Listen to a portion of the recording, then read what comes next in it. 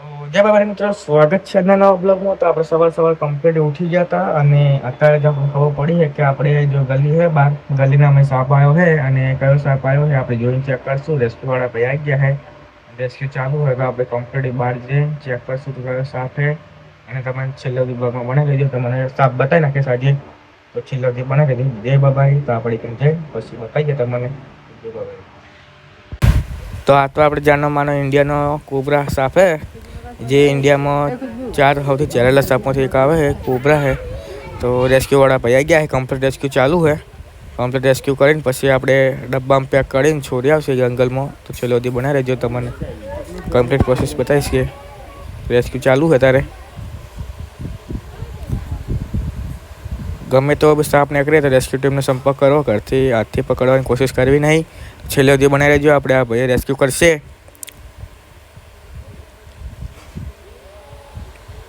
Shop खतरनाक friend चेहरा ऊभो है मस्त रीते, અને એક નંબર સાપ દેખાઈ રહ્યો છે।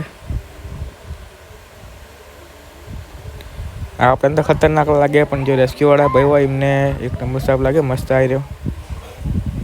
જે એના ઉપર જે પેટર્ન બનેલી છે કોબરાની પેટર્ન અને કમ્પ્લીટ ફેન ચડાવીને ઊભો છે, મસ્ત લાગી રહ્યો અત્યારે। તો ગમે તેવો સાપ આવે, ગમે તેવું થાય, રેસ્ક્યુ ટીમનો સંપર્ક કરો। ગમે તેવો સાપ કરડે તો ડાયરેક્ટ દવાખાને જાઓ, બીજે કોઈ ચાર પૂછના વચ્ચે પડવું નહીં। તો છેલ્લે સુધી બનાવી રહેજો, આપણે કમ્પ્લીટ આપણે રેસ્ક્યુ વાતો કરશે સાહેબ। અને બીજું કે તમે વિડીયો જોવો છો પણ સબસ્ક્રાઈબ કરતા નહીં, સબસ્ક્રાઈબ કરો, લાઈક કરો અને વિડીયોમાં કોઈ બી વસ્તુ એવું લાગે તો કોમેન્ટ કરી નાખજો।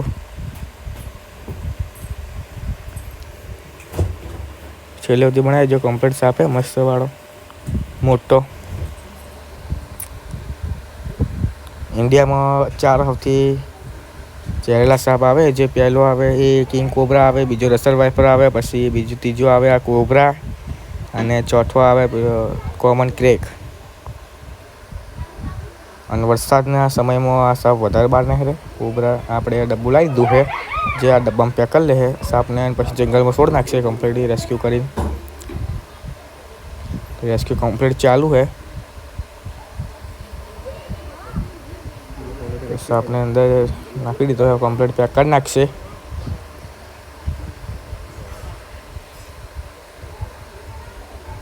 વરસાદમાં ધ્યાન રાખવું, ગમે તેવો રસ્તા ઉપર હેડો તો લાઇટ રાતના હેડતા હોય, રાતના ગમે તે જગ્યાએ જતા હોય તો લાઇટ કરીને જાવું। સાપ રાતના બહાર વધારે નીકળે, વરસાદના વધારે જ નીકળે બહાર, કેમ કે એમના જે ઘર હોય બિલ હોય એમાં આપણે પાણી પી જાય એટલે બહાર નીકળે થોડી જગ્યા પર જવા માટે। तो रेस्क्यू कंप्लीट चालू है।